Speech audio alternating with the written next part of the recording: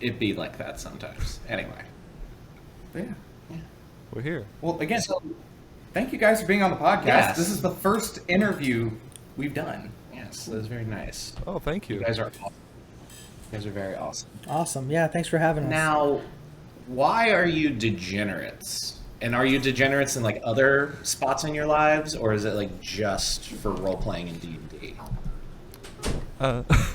Cisco can answer that. So this came all together, group of people or whatever, and I kind of was like, what kind of explains us as players in D&D, and it seemed that we were just all degenerates when we role played. Like we're very we're raunchy, or we'll do anything and everything. We'll piss off the DM. It's we'll throw them through loops. It's just kind of who we were, and thankfully DMs like Steve and stuff like that are very nice about it. And I don't know if you've ever seen any of our games. We have a lot of unique characters that come in there. So that's just D&D. And yeah, and I basically choose my characters to be unique. I think my first normal character was with Steve. I'm playing a normal Furbolg, regular Circle of the Moon Druid. That's it. Very classic. So, I guess we're just kind of dodging the question about being a degenerate in other parts of your lives. Oh, no, I'm not dodging that. I'm just kind of a loud, obnoxious person. I'm a very outgoing extrovert most of the time. I guess I've been a degenerate that way, and going out and I used to do a lot of stupid things. Yeah. Oh my God, things like that. Or become him. Well, we actually started playing in the military. So if you know anything about military behavior, there's nothing off the table in those games. Oh, I'm sure.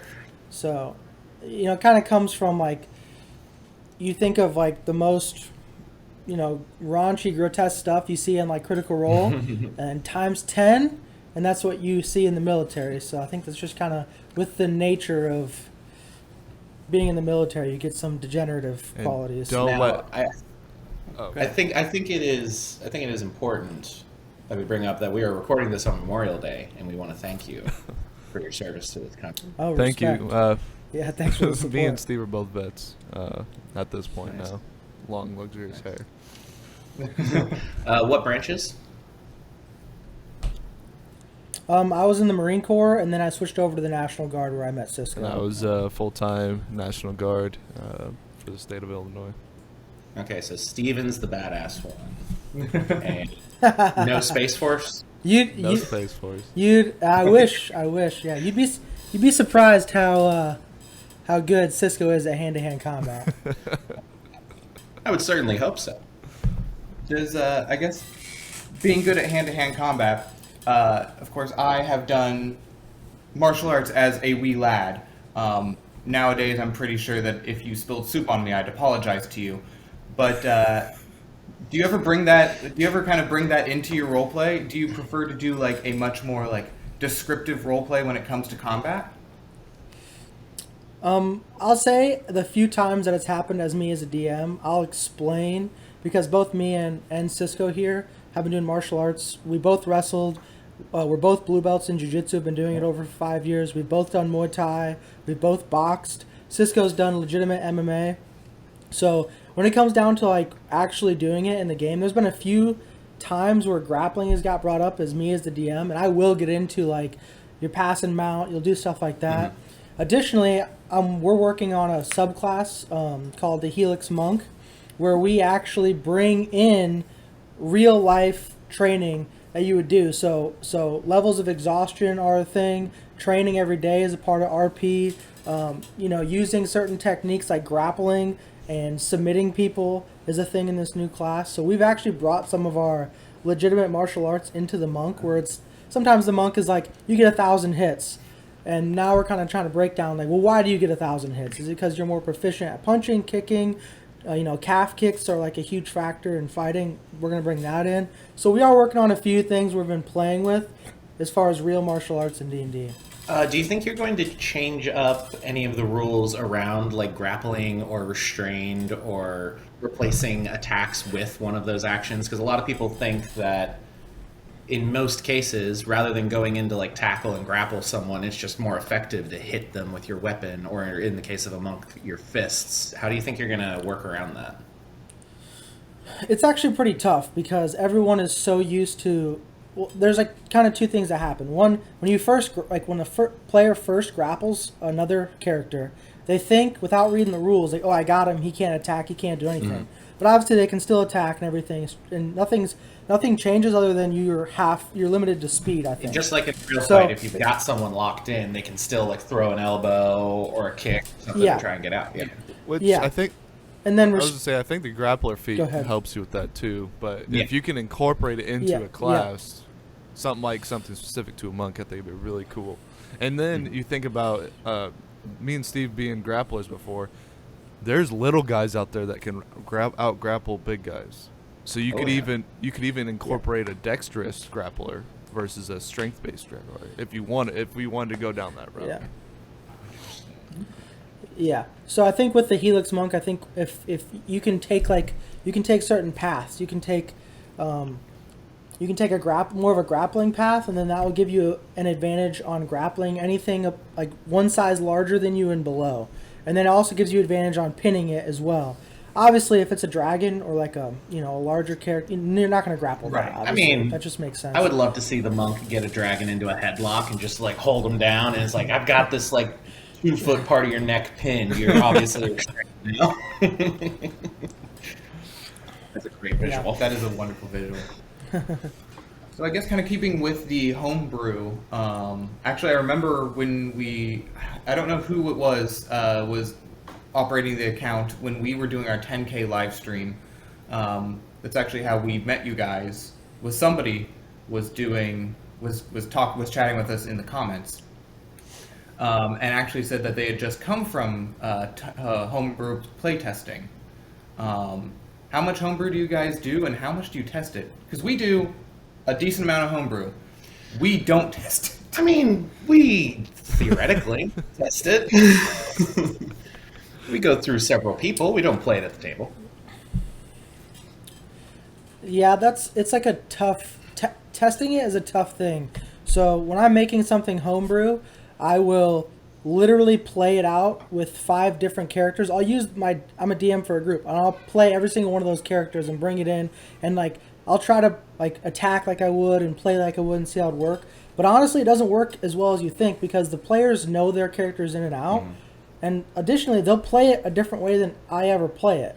So I find out that if you can just write what the general theme of a homebrew, like why are you doing this homebrew, what's the origin of this homebrew, and you like stick to the core of whatever it is, you'll generally come out on top, not even play testing it that much. Obviously, I talk about one class that I hate, which is Circle of the Moon Druid all the time. It's like my least favorite class. But I relate anyway. Yeah. So I talk about that because it just seems like it wasn't thought out, and then it's just thrown out there, and it's blatantly obvious that you get 380 hit points at level 7, and there's a lot of these things. But other than that one instance, I actually do like a lot of the rule structure in 5e. So in my opinion, if you stick to standard array and you look at picking whatever 2 things you want to be proficient at or whatever the book says, you can be relatively balanced. So you can beat whatever character you want as far as a balance standpoint goes. But if you're talking about like homebrewing new things, I don't play test as much as I used to play test. That's fair. Our methodology, we go through, we create, like I come up with a subclass, I run it through Sam, he puts it through the grinder, gives it back to me, I put it through the grinder, and then we have a couple of our friends that we play D&D with that tend to go through. And by the time we are through with that entire process, and then our final process, like editing for like grammar and misspellings, because we do that a lot, and making sure that features that are somewhat similar to other things in the book have similar terminology so that we're not missing anything. By that point, we found that it's, for the most part, balanced. Yeah, we might be just off base, but... Yeah, and the DM can always, balance it out and be like, hey, it's a little strong. Let's just tone it back a little bit. And Yeah. that's what we're working on right now with the Circle of the Moon Druid between me and Steve, is that since I'm playing one, and there's other things that are coming future of the game, but one thing that we're working on is looking at the other druid classes and how their special abilities work. I think we're going to tone it back to one shift change a day. It's going to be an added feature besides being a part of the shift change. It'll be one CR whatever higher shift change a day, but you'll still have your lower shift changes that you can do. Okay. So- So making your wild shape more of like your one big. I'm putting all my energy into this thing, but you can still become like a cat or a bat. And we There talked you- about it. It was like the other shift changes, they're basically nothing. They're used for utility only. If you ever even think about it, it's like you get CR1 at what level 3 or 6 or something like that on a regular druid, and you're like, CR1 monsters are useless by your time you're level 6. So Yeah. Other than just like a couple that are just a pool of hit points to be taken away. yeah, if you get in a sticky situation where you're like, okay, I need to turn into bear just to take a couple more hit points while I'm running away, kind of thing. All right.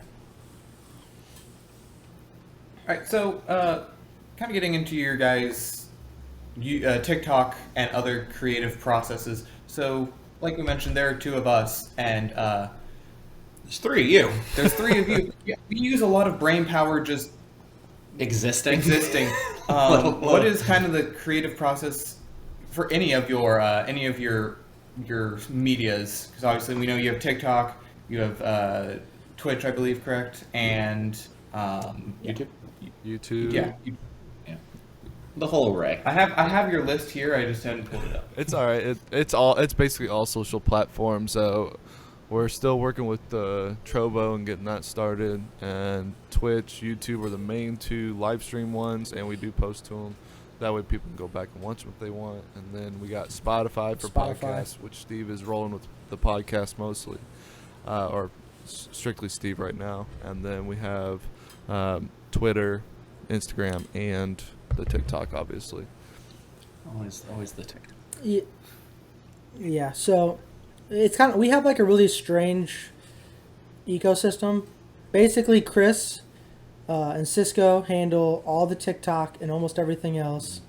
We're all together on Discord running games for people for free.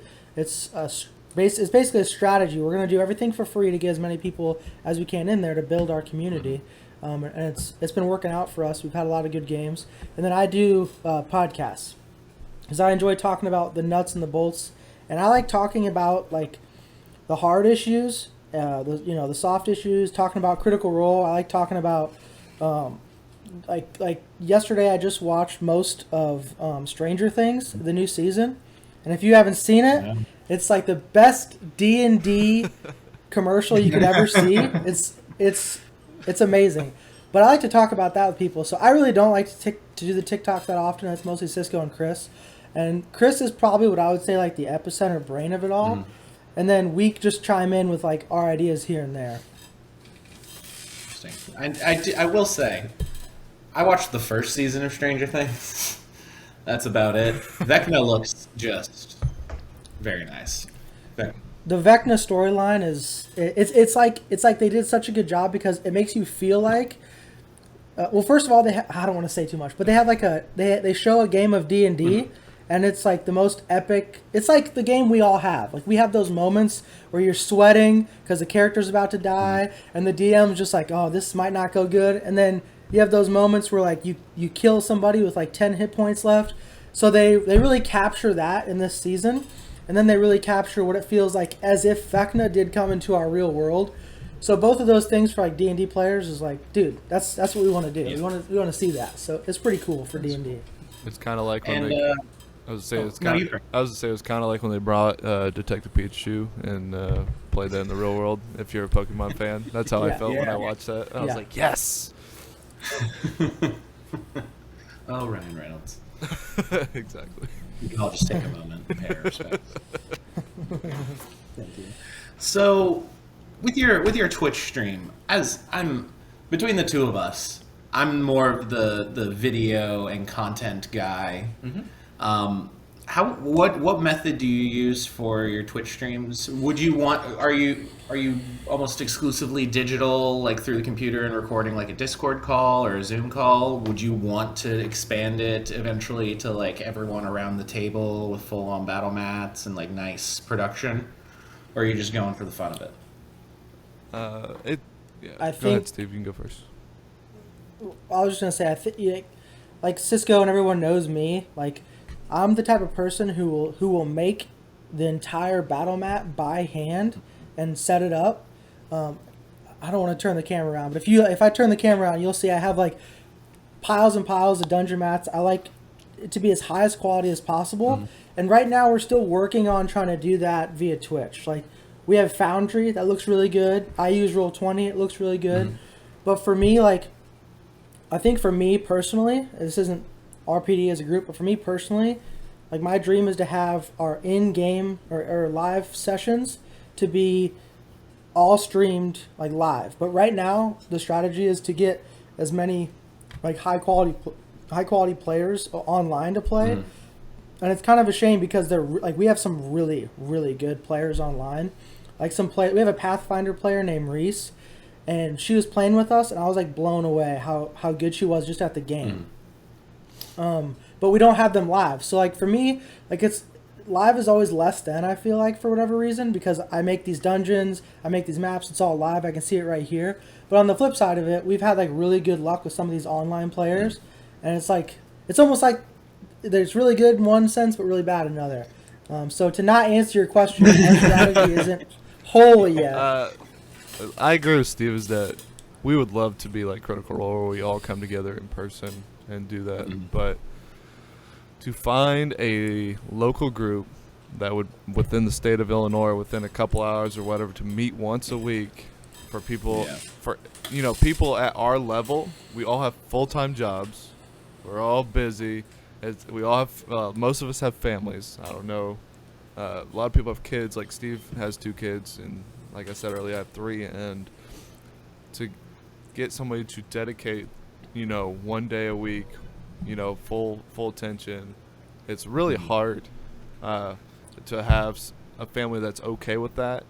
And we're not rich voice actors. We can't just fly around everywhere. So sadly, not yet. We will be there. It's gonna happen. I won't be a voice actor because I got this nice monotone voice, but I got some crazy RP I can do out here. Hey. Be the next Dry Eyes commercial. There we go.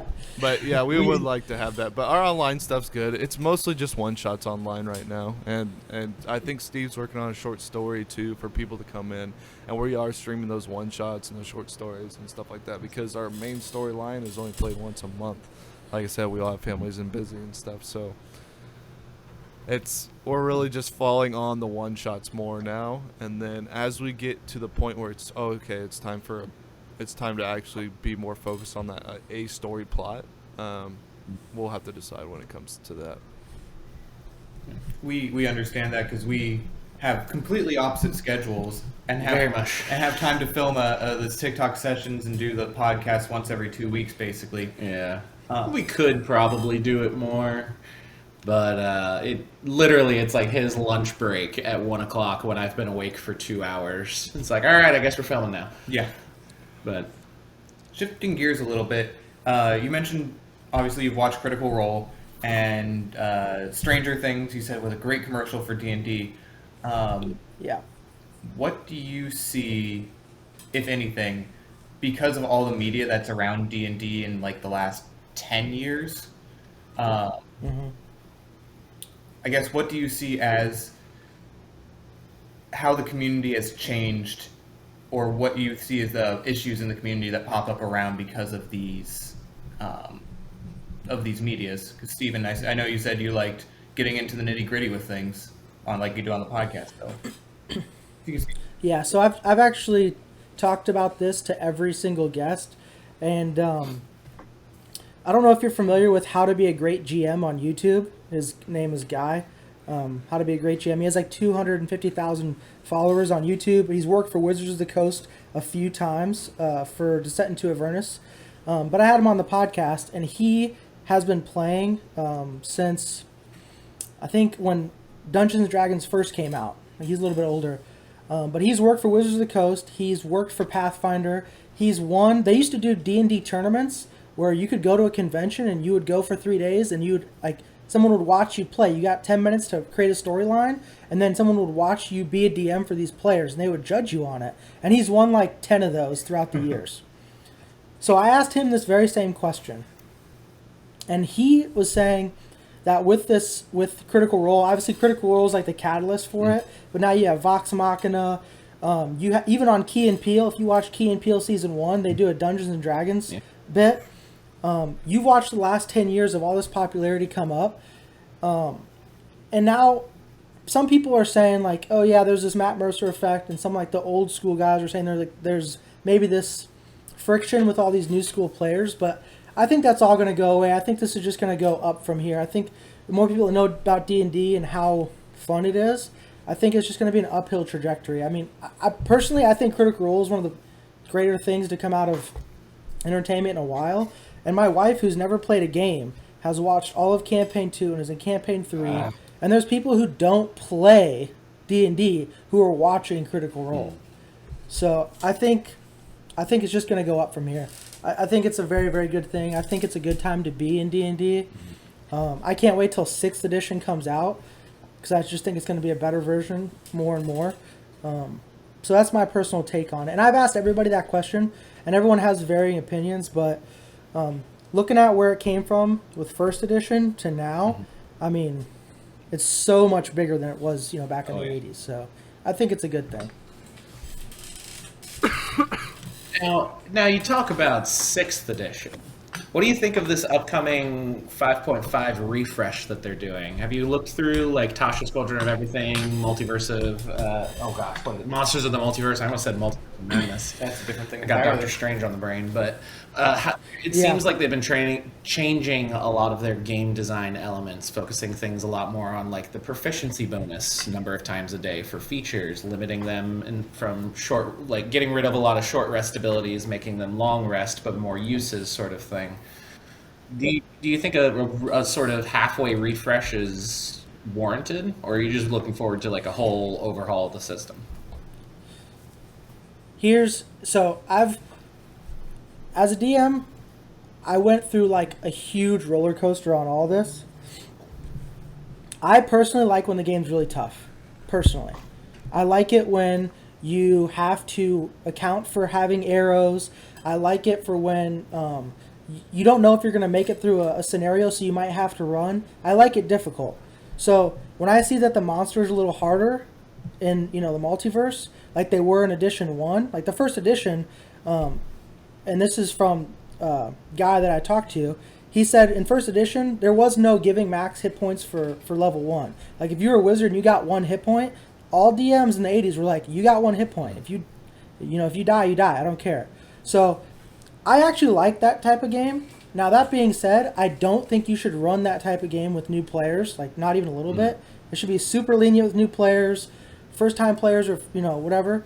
You should have like give them max hit points for the first 3 levels, kind of ease them through it so they can have fun and learn it or whatever. But as far as the new book with the monsters that are a little harder, they get more layer actions, it looks like. A lot of things are now long rests instead of short rests. I personally like it as a DM, because as any DM knows, when you set up an encounter for people and they just run through every encounter after encounter after encounter, it doesn't seem to challenge them in 5e. It gets a little frustrating, so you have to homebrew your way to make it more challenging in 5e. So I think this is their reaction to that. I'm not sure, but I think this is their reaction to it. So I think it's overall, from a fundamental standpoint of the game, I think it's a good thing. And do you think that challenge problem is still an issue when people play, like, I don't know, a Circle of the Moon Druid, for example? Yeah. Circle of the Moon. It's. I mean, there was one point, and I always shit on the Circle of the Moon Druid, but there was one point where Cisco's character was possessed by a ghost, and I was scared because now this Circle of the Moon Druid had to face my entire party, and I'm like, Cisco might murder every single person in this party. And that's where it was. We were level 4, and I was like, he's got all of his wild shapes left. Like this is bad. Luckily, we had a paladin that could turn undead, and it gave me like an out. I was like, thank God, I can say that the ghost is trying to flee, So it gave him out. But if it would have went to the combat, it would have been a close fight, and it was him facing everybody. You would have killed him, right, Cisco? I would have 100% played my character. Played that ghost. I would 100% played that ghost, and I was going straight for the paladin first. Oh, of course. Of course, he's the number one threat to the Strategy. It's ghost. good battle strategy. Sure, really. battle Tactics. strategy, Yeah. and like this, like it's like the challenge ratings are. It's so hard because every class is different and they're all good at something, right? And challenge ratings are very hard to like use that challenge rating for every D&D group. It just never happens. If you look at Matt Mercer, he says he's like the monster's too easy, and I think that's what actually came out of all this is that this new monster manual that came up. I think it was because of him, because he came from Pathfinder. He's like, you are worried to die for the first 6 levels. Like you have to be smart and stuff like that. And if you look at, have you seen any of Campaign 3 yet? Oh yeah. So- I'm fully caught up. He's a couple episodes. Three behind. episodes. So you saw the first BBG, and it Yeah. had layer Don't- actions at them. Don't say anything. Don't say I've anything. already talked to you about. I'm gonna say to you. I said the first BBG had layer actions at level 3 characters. It's like, Yeah. Oh yeah. look what he had That's to a terrifying do. encounter. Yeah, he had to do this. Yeah. Yeah. And And One thing I'll to get their say. way out of that situation, they couldn't just punch their way out. right. Yes. So one thing I'll say is, in my conversation with podcasts, a couple good DMs would always tell me, if you can make these problems for players, like they have to have a certain problem in order to do something, it makes the game better. And to elaborate on that, if you play rules as written, meaning the first level you roll for it, and that's the role you stick to, and you make them have the components that require components. Like if it requires gold or it's consumed, make them have that. So what it does is these complications, they don't make it like it's not intended to make it hard on your players. It's intended to get them to go into town and look at it and find another encounter. So they have to go to the shop, and then there's something weird about the shop owner. Like, what's weird about him? Well, it's funny. It seems to be like a zombie of some. They find something weird about it. You're adding these. They need to go do some other stuff. Otherwise, they just go into town and they're like, well, I have all the arrows I need. I have all the components I need. Why even go to this town? Let's just keep going with the mission. So if you add these other complications, rules as written, you'll find you're not fluffing the story, you're enriching it, as long as the DM can find things for that to happen. And a lot of those times where they're like, a player will ask me, you remember like 2 episodes ago we ran into that shopkeep owner and something was weird about it? Like, what was up with that? And I'm like, you never know. You don't know. I'm not going to tell you. So now it's always something in the back of their mind like, wait, what was that? Like, what was that thing we ran into? And it could be nothing, or it could be the BB, it could be the big bad. You don't know. You don't know how it all ties in. But these complications will enhance the game, in my opinion. Instead of hindering them by someone saying, oh, components, you're going to make me do the components? Yeah, I'm going to make you do the components, but not every component. You don't need a component for anything except unless it requires a gold, unless it has a gold rating, or it's consumed. Like, those are the only 2. And unless you're a cleric, it doesn't really affect you that often. Now, we've talked a bit about the power creep with monsters needing to be more powerful to challenge their players. Do you think that's kind of antithetical to this notion that as each new source book, like the major ones, your Xanathars, your Tashas, the subclasses seem to be creeping in power up as well? And are you afraid that maybe this power creep for enemies is only up to match the power of those extremely powerful classes, your Circle of the Moon Druid, your Twilight Cleric, etc.? Divination Wizard, even. Yeah, I mean, I can see that. There's always going to be whenever you incorporate more options, there's going to be balance issues, I guess. I mean, it's hard to keep it super balanced. But like I said, the more and more I read the rule book for 5e, the more I go back to I go back to standard array points. I go back to not giving max hit points for anything. If someone rolls a 1, right now my rule is if someone rolls a 1, it's a 2 for hit points. But if you just go back to rules as written, and they get 2 proficiencies or whatever they want, or depending on the class or race. I know they changed it with one of those. But if you just go back to rules as written and don't change anything, levels 1 through 6 are still going to suck. It's still going to be difficult. It's still going to give the group like, oh man, like we have to run a lot of the times. Then when you get to levels 10, 12, then you kind of reap that reward. But then that's when like layer actions come in. So I think it's relatively balanced as long as you stay rules as written, other than the Circle of Moon, maybe maybe a couple others I haven't seen, but I think there's always going to be that worry of balance for a DM as you get with every single edition there is out there. Yeah, and I think that's where we come in, is that me and Steve have agreed that homebrewing is just gonna be a thing now. Like classes, like if I run a game, is that I want to run a game where a campaign is that I want to run where everybody has their own unique homebrew class, where they want to think of something and be like, this is what I want to play, because there are so many options out there, and if everybody makes a homebrew class, they'll be way more in tune with that character. And Steve runs Homebrewed Worlds, and he said all the time he's never going to go back to pre-written. Interesting. I'm starting up a campaign where I'm going to be running my first pre-written adventure with Critical Role's Call of the Netherdeep. We're doing one of the. That's a good one. I've just finished reading through it about a week and a half ago, and it seems very unique from the other ones that I've heard of. I haven't read through any of the other ones, but from what I've like flipped through and seen, like it seems very different, which is exciting. Yeah, that's the only one I will. Anything with Tal'Dorei, Critical Role, Exandria. If you've watched one campaign of Critical Role, you have an understanding. Oh yeah. You know what I mean? You have an understanding of Hupperduke and all these places because you've watched it unfold. We're starting in Yeah. Yeah, so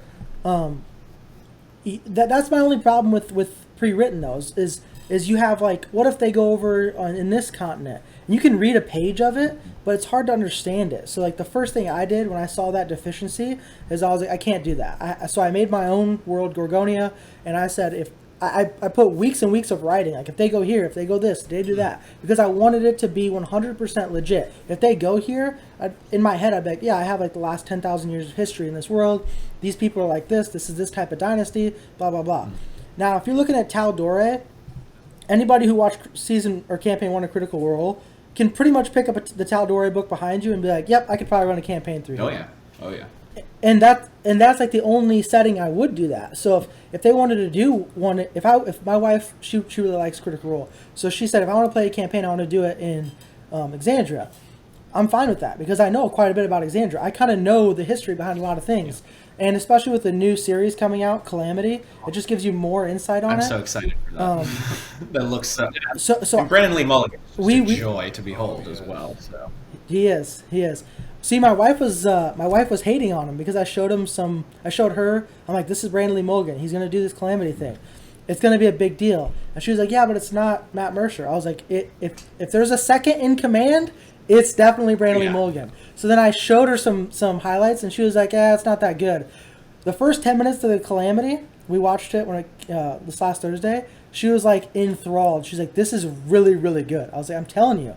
Like, Brandon Lee Mulligan, I'm so glad they put him on. I think, this is a bit of a sidebar, I think in many ways, Matt Mercer is a bit better of a storyteller, where I think Brennan Lee Mulligan is just a more entertaining DM. He really, like, agree you with can that. see it in Brennan's face. It's like, Matt Mercer's a really good storyteller, and he can play his characters very well that he's created in his world, but Brennan, you can see it, like there's like a snap where he just enters that NPC's mind, and he's just going for it.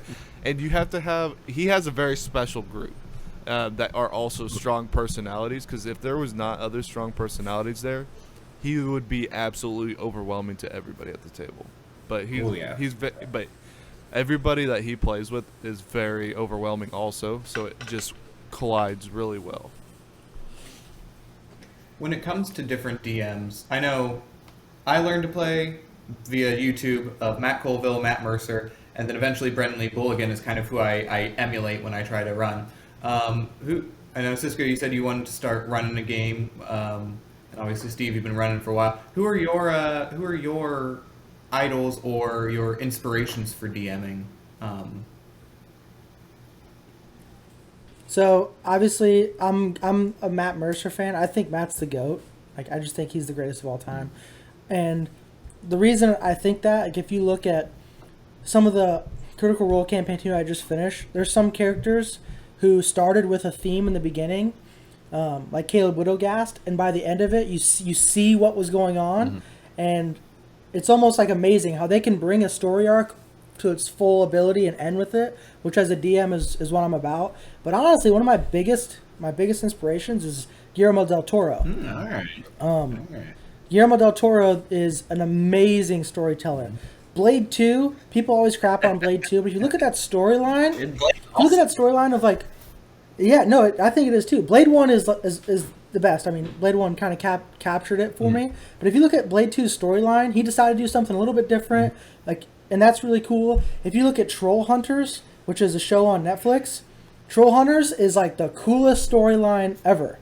And if you read the books, you know, it's a little darker, but it's really cool. So if you look at a lot of stuff that Guillermo del Toro and Daniel Strauss from Troll Hunters do, they're huge input when it comes to like some things I write in the storyline. I'm just like, you know, these things work well for me. How do I put it in here? So as far as like that, I really look at a lot of writers you would see, you know, in real day television, sci-fi television. And I would probably say I'm more of a Brennan fan, because that's also probably because my role playing is overwhelming. Like one day I texted Steve, I was like, dude, am I just like an asshole, or am I overwhelming? Am I talking? No, he's like, dude, that's just who you are, and like you bring out the RP out of other people. It's like, just keep doing your thing. But Brennan's more I love his story. He's crazy. He's a crazy dude. Like really enters his characters, but also at a realistic point of view. Out of all the DMs I've had, Steve is definitely the best one I've had, and he's like, as a realistic person that's only done it for a short amount of time, this dude is dedicated. Like you give him the stage and he will perform as a DM. We got some stuff coming up and he's gonna perform, and I can't wait. Oh man. Have you guys ever heard of Corridor Digital on YouTube? No, we haven't. What is that? They're like some old YouTube people from like the days of like Freddie W, and they were like the original like VFX artists on YouTube. They have a very popular series, VFX Artists Reacts, right now. But they have I think I've seen that. Yeah, they have a gaming channel from forever ago called Node, and they did a bunch of short-run D&D campaigns. And the guy that ran that, Sam Gorski, was my first introduction to D&D. And he's not the amazing DM that you would expect Brennan Lee Mulligan or Matt Mercer to be, but he is like so down to earth and realistic for like the average everyday DM, and like he doesn't really do voices. Really, all of his voices are just kind of like.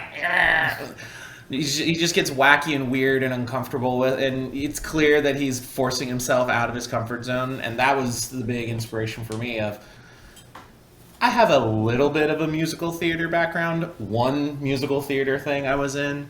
I'm generally quite reserved when I'm in front of a group of people and having to perform, and being willing to step out of that comfort zone and push yourself further than you think, and just letting other people kind of feed off that energy and build it up is kind of a big learning experience for me. Highly recommend if you look for Node on YouTube. They're short. Node. They're I'm gonna pretty write good. that down. Yeah. They have an entire homebrew Pokemon campaign that they run, or adventure. That's Nice. awesome. That's awesome. That is To awesome. get like how you said you're like shy and reserved. I think I was the same way I still am. Like it takes me a little bit to come out, but like it's like I'm trying to learn that snap, get into your character, just forget about it, and just have fun.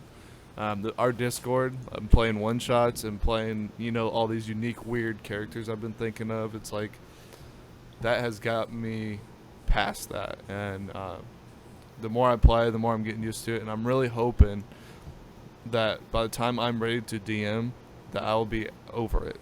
I'm done and over with. I will just go full balls to the wall, character voices and crazy and animated and like having real fun. And like I don't have that big of a range of voices because of how my voice box is, and I'm practicing and I'm trying to exercise it, but I'm getting there.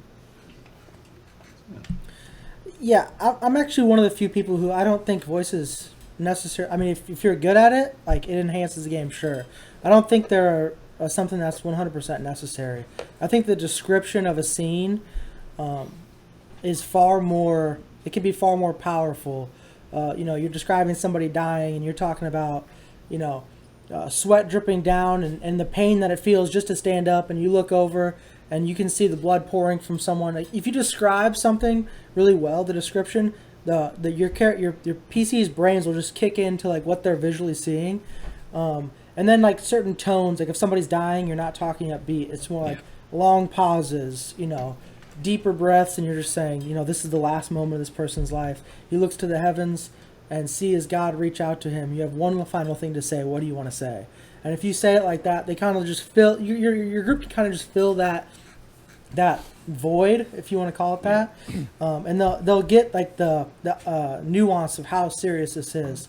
Now, Matt Mercer, Brendan Lee Mulligan, and Bria Arengar, they have great voices, and it does enhance it. But it's not like one of those things. You're not a bad DM if you can't do it. I can't do voices that good, but there's sometimes when someone's dying or whatever.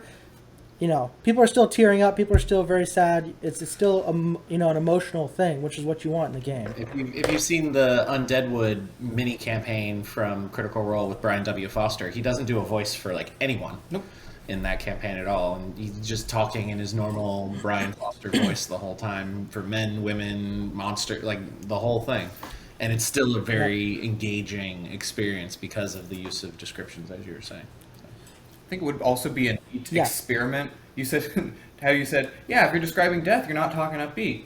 Just do an entire DM style where you're just the wrong inflection, and he just died. He just dies. He has a knife sticking out of his chest. No, I like that idea. I think anything interesting is cool. There was the Liam O'Brien did the one shot. I don't know if you're familiar with the one shot where he was like 5,000 years in the future, and they all played each other. Yeah. And he just had a recent family member die, and he was just a monotone talking about that. And I was literally crying watching it, because even though he's monotone talking about this, the part where he's saying he's richer for having known each and one of them, and then describing how he knew them 5,000 years in the past, is one of the saddest things I've ever seen. And it's just a monotone person talking. So you can definitely do very well just the way you say something. For sure. Cisco, you said when you're this is more of a life philosophy thing, but you said when you're ready to DM. You said you have this idea. When do you think you're going to be ready to DM? What in your mind is going to say I'm ready to DM? Because we are in your Discord and looking to play some games sometime. And everyone's always ready to DM anytime if you just want to. Right now I am working with Roll20. I'm trying to figure out how that works and all that. So the online stuff is what's holding me back to the one shots. I've been working a little bit with them, and I still can't. It's just not my thing for that setting. So I'm trying to figure out which one's right for me personally, and I think I will probably not use a map for the first time I DM a one shot, because I'm better at, I'm not even that good at talking, but I'm better at talking than I am Theater of the mind. Theater of the mind is what I'm good at. I prefer, I'm very artistic, so when I tell people that let's play a theater of the mind game, some people are like, gross. And it's like, no, it's like I can picture everything in my head, and it's way cooler in my head than it is, on the mat. And Steve, we talked about earlier about killing things. It's like I love killing things. Like if I'm the final blow, I'm like DD2 suplex off the rafters as in bear form, and hitting an RKO out of nowhere. RKO out of nowhere, and that actually happened in a game. and it was amazing because I cast jump on myself and I turned into a bear, so I was It's able. the best use of jump ever. That's the only use of jump ever. So that's like my type of thing. Is like I love theater of the mind, and it really brings. If you get the right people together, it'll create it on its own, and and that's the same way how it kind of goes into real life where I watch movies. I'm too busy to like sit there and watch it, so it'll just be in the background, and in my head it's way cooler than it is on the TV screen, so I'm fine with it. That's fair. But I'll be ready soon. Just soon. Just soon, yeah. I mean, it's fine. I'm like kind of free, so if you want to. Yeah. You wanna play one shot? Always. You want to do charity and goodbye? Sure. So like I said, we popped into your Discord recently, and I noticed you guys have mentioned an announcement. You have a connection now with Military and Veteran Gamings, the nonprofit. We'd be interested to just hear your thoughts and experience with that charity or any charity, and what other people can do to get involved. So that's kind of the news we haven't been wanting to break, but there's, and I'm not going to break it, but there is something coming up with MVG that we're planning on doing. It's one of those things that when I was talking to Guy from How to Be a Great GM, he was talking about challenging yourself. He was talking about those competitions, the DM competitions and whatnot. And it got me thinking, and I was like, you know what? What's the next challenge for us? And we wanted to do a charity event, and we were thinking about it. And I texted the guys on the way home from Texas. I was at a work convention, and I texted the guys, and I was like, hey, I want to do this crazy thing. What do you guys think?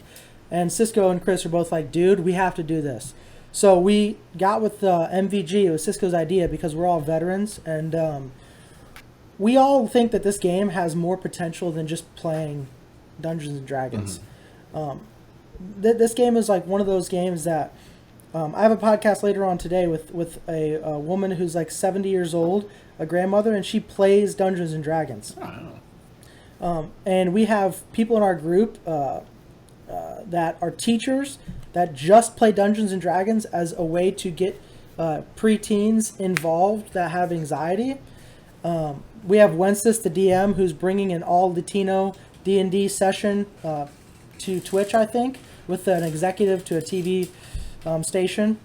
So this game is just one of those games where you can play with almost anybody that you might not, and you can get along with them. And when it comes to veterans and PTSD, and especially getting out of the military, when I got out of the military, it was a rough transition going from active Marine Corps to like civilian life. So something like this is a good escape to just play a character that you never usually would, or maybe it's something you've always wanted to play, or you wanted, personality you always wanted to be, but you're like, yeah, I don't want to just project that, but I'll play it in this game. So something we really believe in. So for charity, we're going to do a live charity event. The news is coming soon. And we'll be sure to break it to y'all when we find out. But now it's just too early. Do we need to cut that part out of the podcast, or No, it's fine. It's just a charity event. You guys don't know what it is yet, but you can see it in our faces. Like we want to say it so bad, but we can't because it's not 100% yet. Everything's not set yet, but it's right there. So, it's literally right there. Yeah, for sure. Well, I think I can speak for both of us that if you want any contributions, we would be happy to. He doesn't speak for both of us, but in this case, he's right. Where are you guys located? What's your origin? We're area? like 5 minutes away from Cincinnati, Ohio. Oh, you're not even that far. Southern Ohio, northern Kentucky. You're not. Yeah. We you're might have too far to away. contact you. Yeah, well, we can set that up. We're on the podcast. We'll work about this. We'll worry about this. Yeah, we'll talk. Well, your people will get with our people. For sure. Yeah, we'll have our assistant. Yeah. Future me will get with future you, and Perfect. But one thing we can tell you is we're going to ChicagoCon July 8th, and we're going to probably be setting up an in-person game we're going to stream, hopefully. And it'll be a two-parter, so we'll show up that night at ChicagoCon, we'll play a game, go to ChicagoCon. We're going to meet, I want to meet Ashley Eichstein, who's Ahsoka Tano in Rebels, Star Wars Rebels. Big fan. Also, Gina Carano is going to be there, so hopefully going to get a picture of Gina Carano. All right. So that's cool. And then we're going to come back and then play another session. So hopefully July 8th, 9th, 10th, that time frame, we'll have those two sessions done and out there. So you'll get to see us play in live right after Chicago Con. So we do have that coming up. We can And announce actually, that. I am DMing that one, so. Oh. Yep.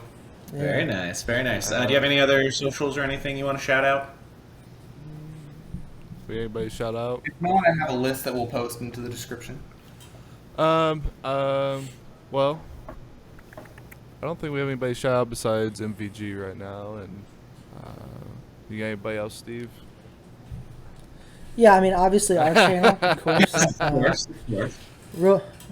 Roleplaying Degenerates on TikTok, or RP Degenerates on Twitch, and our podcasts you can find on Spotify, obviously Roleplaying Degenerates on there as well. Other than that, that's it. I would have to say the main thing for us is please come into our Discord and come play Dungeons and Dragons and come nerd talk with us. Everybody is very friendly there, and if you aren't, we kick you real quick, so don't worry about it. I mean, I think our Discord is a bit more friendly than your Discord. But And go to Dungeon Bros' Discord. Depends on the post. Yeah. It's fine. Get that. But Well, thank you guys. Yeah, so much. this was a lot of fun. Very much fun. No idea when this will actually get posted. We'll probably do it as a standalone thing on our YouTube, just pretty much fully unedited. We might trim it down for the podcast just so it's not like 3 hours long, because we tend to ramble quite a bit. For sure. Yeah, we greatly appreciate it, and happy Memorial Day to our veterans as well. And Thank you. Thank you to Chris, who couldn't be with us today, which is a shame. We'll talk later. I know that Chris brought up that we would love to have you guys on and let you guys be the talkers and us be the question. I mean, love to talk. Yeah, that'd be amazing. We are nothing if not willing to speak about ourselves. It's hard to shut us up. Oh, that's perfect then. Yeah. we get. Yeah, we'll schedule that. Otherwise, we appreciate you having us on, talking about Dungeons and Dragons. Of course. Well, if you do end up going to Gen Con, we hope to see you there. We'll meet up. We'll shake hands in real person form. Eventually, probably. It's my birthday, so I do plan on going. So. Well, there we go. Oh. Excellent. Then we will definitely see you there. Jester, make a note to bring a cake. Yes. In the meantime, we're going to toss it to the future version of ourselves to finish up To do the podcast. wrap. All right. Very good. Thank you, guys. No problem.